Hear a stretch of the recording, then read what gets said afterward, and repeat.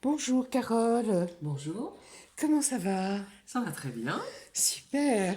Alors, de quoi nous parlons aujourd'hui? Aujourd'hui, nous allons faire la suite de nos groupes sanguins. On va continuer dans la série. On a évoqué le groupe O et aujourd'hui, je vais vous parler du groupe B. Dans la continuité, c'est le groupe qui suit. Donc, ce groupe B, au niveau de l'arrivée des premiers hommes du groupe B, on le situe, enfin les ethnologues le situent à peu près vers 3500 ans avant Jésus-Christ, bien après le groupe O. Et ces groupes B étaient des nomades. Ces gens arrivaient des pays du centre de l'Asie, et enfin du sud de la Russie maintenant, jusque vers les pays d'Europe. Donc c'était vraiment des nomades. D'ailleurs, dans la nomenclature, le O c'est le chasseur-cueilleur, le groupe B c'est les nomades. Donc on va voir que dans leur système immunitaire, leur terrain et leur alimentation spécifique, c'est des gens qui sont très adaptables. Voilà. De par justement ces migrations où ils se sont adaptés, habitués à l'endroit où ils vivaient, où ils se déplaçaient. Voilà, donc alors si on voulait évoquer un petit peu le terrain plus approfondi de ce groupe B, quelle différence avec le haut? Au niveau du système immunitaire, il y en a très peu, parce que c'est des gens très robustes, pratiquement comme le haut, le système immunitaire est pratiquement identique. Simplement, les personnes du groupe O ont tendance à développer des maladies auto-immunes. Alors, qu'est-ce que ça veut dire? Ça veut dire que le corps va s'agresser tout seul. Donc, ça peut être bénin au départ, mais ça peut aller jusqu'à des maladies très invalidantes, comme la sclérose en plaques, comme la polyarthrite rhumatoïde, également les diabètes de type 1. Voilà, et en fin de compte, même les allergies. Quelque part, on dit oh j'ai de l'allergie, c'est une forme de maladie auto-immune parce que ça ne vient pas, c'est pas exogène, c'est endogène, ça vient de notre corps l'allergie, c'est pas quelque chose qui vient de l'extérieur. Donc automatiquement, c'est quelque chose qui agresse notre corps, mais c'est notre propre corps qui s'agresse. Donc ces maladies auto-immunes, on peut essayer de les rectifier au maximum en ayant évidemment une très bonne hygiène de vie alimentaire. Et voilà, donc on va essayer de décortiquer un petit peu ça au maximum au niveau de l'alimentation. Alors ces groupes B, étant donné que c'était des nomades, c'est des gens qui sont assez adaptables au niveau de la nourriture. Donc c'est pas des personnes compliquées à leur faire changer leur type alimentaire. Du moment qu'ils sentent et qu'ils comprennent surtout que ça leur convient et que c'est pour un mieux-être, ils le font. Donc ça pose pas un très très gros problème à ce niveau-là. Alors après, bien sûr, la démarche, c'est qu'il y ait quand même un changement assez radical. Parce que comme le haut, ce groupe B, son ennemi, entre guillemets, le plus important, ça va être le gluten. Et on va comprendre pourquoi. Parce que le gluten étant allergisant et inflammatoire, sur ce terrain-là, c'est encore pire, doublement, pas dangereux, mais doublement agressif.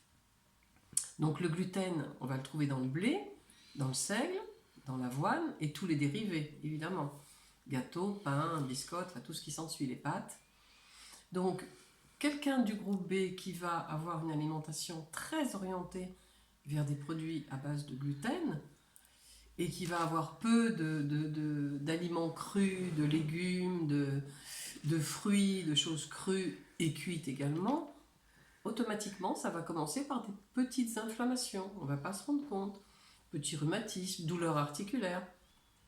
Au fil du temps, si rien n'est fait, s'il ne change rien, c'est là que la maladie s'installe réellement et va creuser et abîmer beaucoup les articulations. Et d'où la spondylarthrite ankylosante, qui est quand même une maladie invalidante à ce niveau-là. Mais j'ai connu beaucoup de cas de personnes avec un effort vraiment surhumain, parce que c'est très dur de tout changer radicalement quand on est déjà dans un âge moyen, mais le résultat est magnifique. Et pour ceux que ça intéresse, ils peuvent se référencer au livre du docteur Jean Seignalais, qui nous a quittés déjà il y a un moment, mais c'est un ouvrage magnifique pour essayer de comprendre justement qu'est-ce que c'est que la maladie auto-immune? En fin de compte, c'est le système immunitaire qui devient fou. Il se met en route pour, soi-disant, nous protéger nos propres cellules, mais en fin de compte, du fait qu'il est déréglé, il agresse nos cellules au lieu de les protéger. Donc il va les détruire encore un petit peu plus. Donc c'est quelque chose de sournois du système immunitaire, mais ça existe. Et dans ces maladies, il y a quelque chose qui est assez fréquent et que souvent les médecins, dans la médecine traditionnelle, ne prennent pas en compte comme une réelle maladie. C'est la fatigue chronique. Et la fatigue chronique, ça vient avec le temps. On dit on est un petit peu fatigué, bon c'est normal, j'ai travaillé beaucoup, j'ai fait beaucoup de choses. Mais non, si ça dure dans le temps, cette fatigue chronique, elle s'installe et on est fatigué dès le lever le matin jusqu'au soir, sans expliquer pourquoi, avec des douleurs musculaires, avec des douleurs articulaires, avec des céphalées, et après le digestif qui commence aussi à ne pas aller. Et ça fait partie de la fatigue chronique. Et pour moi, c'est une maladie auto-immune. Et là, c'est très très mal soigné parce que soit on vous donne des antidépresseurs parce que vous êtes très fatigué au bout du rouleau, ce qui ne va changer absolument rien au terrain. Donc quand c'est pris à temps, changement alimentaire radical. Et ça, il faut avoir le courage de le faire parce que vraiment, ça marche très bien. Alors, ce changement alimentaire, il va passer par quoi? Mais il va passer par, déjà, éradiquer au maximum ce fameux gluten. Ça, c'est très très important. Parce que dans le mot gluten, il y a le mot glu. Donc en naturopathie, on dit toujours, c'est comme de la colle. La glu, c'est de la colle. Donc cette colle, elle est très difficile à éliminer par le corps. Et pour ne pas abîmer les organes vitaux, ce gluten, ces déchets du gluten, va aller se loger dans les articulations. Donc, on comprend bien pourquoi ça va être nocif. Plus, alors après, on va dire, moi j'ai un ami, il mange plein de gluten, il n'a pas ces problèmes-là. Oui, mais il n'est peut-être pas du groupe B. Tout simplement. Il est A ou AB. Parce que le O et le B sont touchés tous les deux par ce problème. Donc, on élimine en premier le gluten au maximum, qu'on peut remplacer maintenant. Il y a le choix par des produits sans gluten, que ce soit le pain, les pâtes. On peut manger du riz, sauf du riz blanc, pour pas qu'il y ait trop d'amidon. On peut manger du quinoa, on peut manger du millet en céréales, on peut manger du tapioca, qui est du manioc, pas de gluten non plus. On peut faire des desserts avec ça. Pas du tout de lait d'origine de la vache, un petit peu chèvre et brebis, mais parce que le lactose est quelque chose de très encrassant. Donc comme au départ, ces maladies un peu auto-immunes sont un encrassement énorme cellulaire, il faut enlever progressivement les aliments qui sont à la source de cet encrassement. D'accord, donc ça veut dire qu'on fait un décrassage. On fait un décrassage, le terme il est bizarre, une détoxination. C'est quand même mieux. Voilà, décrassage. Mais c'est vrai, mais le terme il dit juste aussi, c'est encrassé, c'est encrassé. Et donc on va nettoyer. Et c'est sûr que les premiers mois c'est un petit peu drastique. Mais moi je connais une patiente qui a une maladie auto-immune, elle a une polyarthrite rhumatoïde. Pendant 3 mois, elle était sous corticoïdes et tout à l'époque. Pendant 3 mois, elle a eu un régime vraiment plus que sérieux. Elle a suivi le régime Seignalais. Et elle a eu une amélioration, mais même elle n'en revenait pas. Elle pouvait refaire son jardin. Elle avait du mal à conduire, elle a pu reconduire, faire du vélo. Maintenant, je peux vous dire que c'est une adepte. Il ne faut pas lui parler de revenir en arrière. Et voilà, donc c'est une petite image, mais c'est possible. Alors qu'elle était quand même bien atteinte. Elle avait des déformations déjà articulaires et tout.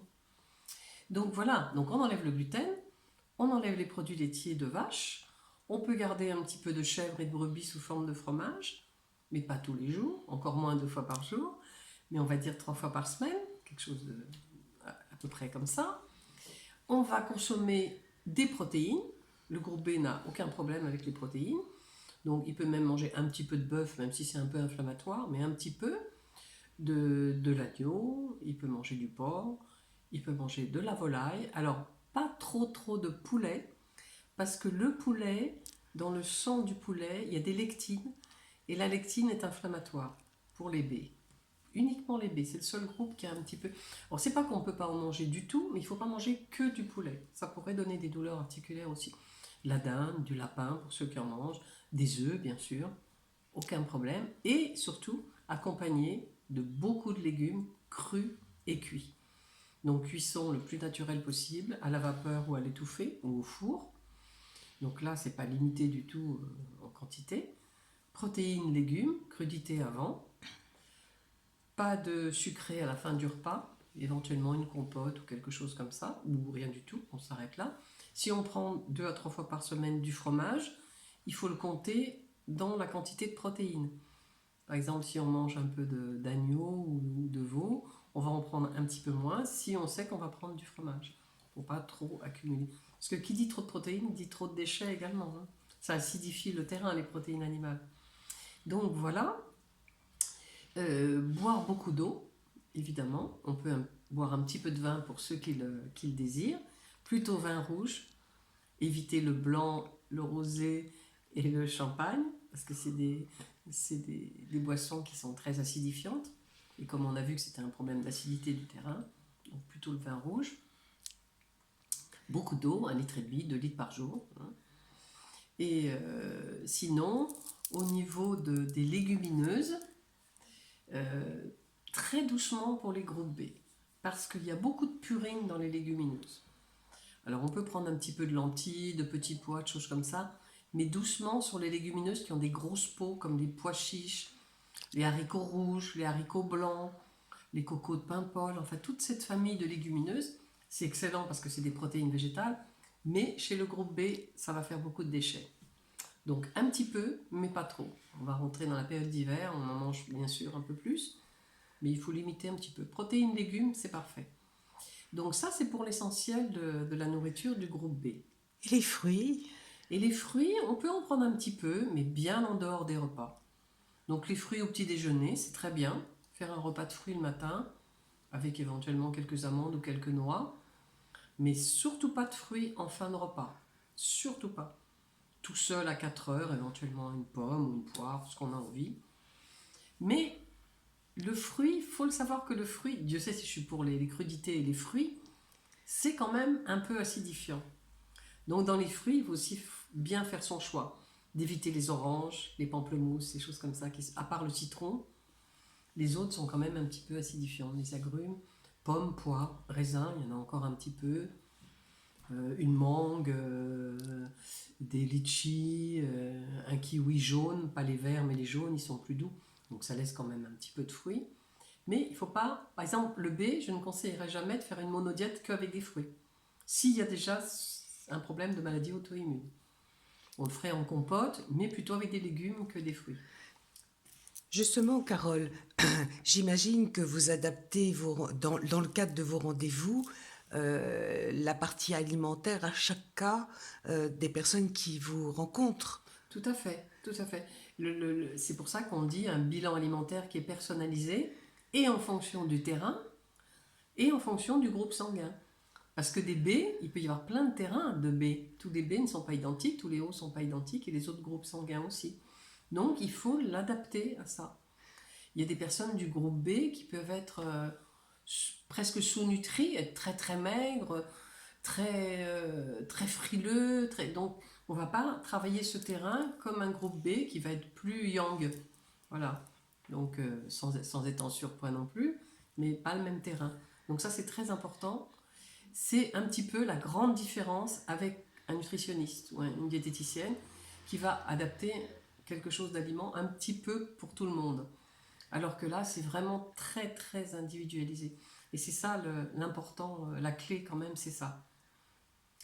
Alors, maintenant qu'on a parlé de la nourriture, on va parler des compléments alimentaires pour le groupe B. Parce que par rapport à ce terrain, justement, qui est très acidifié, parfois même très déminéralisé, d'où ces problèmes articulaires, il faut compenser par vraiment des compléments de très bonne qualité. Alors, pour le groupe B, donc, il va falloir essentiellement supplémenter en vitamines A, C et E, parce que c'est celles qui vont manquer le plus à ce terrain-là des maladies auto-immunes. Et puis, au niveau des oligo-éléments, le magnésium et le calcium. C'est très important pour le terrain du groupe B, parce que c'est des terrains qui se déminéralisent assez vite. Et d'ailleurs, très souvent, même depuis pas la petite enfance, mais l'adolescence, les personnes du groupe B font de la spasmophilie, voire de la tétanie. et ils sont soignés avec des ampoules de magnésium. C'est un magnésium qui est de synthèse, style Magné B6, qui va être efficace un petit peu dans le temps qu'on prend le traitement, mais qui ne va pas se fixer au niveau cellulaire. Donc il faut toujours prendre des oligo-éléments de sources naturelles. Et en général, ce calcium et magnésium, il faut le prendre de sources marines. Et là, la cellule le reconnaît comme un produit naturel qu'on a dans le corps et qui se fixe beaucoup mieux. Et ça, c'est très efficace. Voilà. Alors après, la lécithine de soja peut avoir un rôle aussi important pour les cartilages, parce que c'est un régénérant des cartilages. Et pour les maladies auto-immunes qui ont des problèmes articulaires, ça va beaucoup aider. Il y a d'autres produits aussi à base de collagène marin, ce fameux collagène aussi pour la partie gélatineuse de nos articulations qui va régénérer. Il y a également de la plante, le bambou, l'extrait de bambou, qui marche aussi très très bien. Enfin, dans la nature, il y a toute une panoplie de compléments à base de plantes, d'oligo-éléments ou même du règne minéral qui vont être utiles pour régénérer la cellule et de rééquilibrer en même temps qu'il y a le changement alimentaire qu'on a évoqué précédemment. Alors, Carole, j'ai appris que vous faisiez des consultations à distance, soit par téléphone, soit par Skype. Oui. Donc, comment fait-on? On va Oui. sur votre site? On va sur mon site, voilà, déjà pour trouver mes coordonnées téléphoniques ou mon email, ou mon email surtout. Et à ce moment-là, on pratique comme ça, à distance. Alors, soit par voie internet, la voie très moderne, soit par courrier. J'ai encore des personnes qui m'envoient par courrier. Alors, je leur envoie le questionnaire qu'elles me remplissent vraiment d'une façon très minutieuse, accompagnée d'une photo sur pied, très important parce que je ne vois pas la personne. Et puis, de répondre au questionnaire, de me renvoyer tout ça, une analyse de sang éventuellement. Je décortique tout ça et je renvoie le plan alimentaire personnalisé et la prescription s'il y a lieu, exactement comme si j'avais la personne en face de moi. Mais via Internet, c'est vrai que c'est très facile aussi. Et par WhatsApp, du fait que la communication est gratuite, c'est aussi un avantage. D'accord. Mais ça se fait très fréquemment pour les gens qui sont loin, même très loin, parce que j'ai un monsieur qui est parti vivre à Mexico et qui m'a contacté la semaine dernière pour me demander un renseignement, parce que je le connais, il m'a consulté ici. Donc voilà, c'est très pratique. Effectivement, par WhatsApp, il m'a envoyé un petit mot. Voilà. Bien. Et donc, la prochaine fois, vous nous parlez de quoi? Alors, la prochaine fois, on est bien curieuse, la prochaine fois, ça va être tout à fait de saison, vu le temps qu'on a aujourd'hui, on va parler de la prévention hivernale. Alors là, avant de se précipiter sur le vaccin de la grippe, il y a plein de choses à faire et il est encore temps. Je vais vous dévoiler tout ça la prochaine fois. Super. Merci beaucoup, De Carole. rien, avec grand plaisir. À très bientôt. À très bientôt.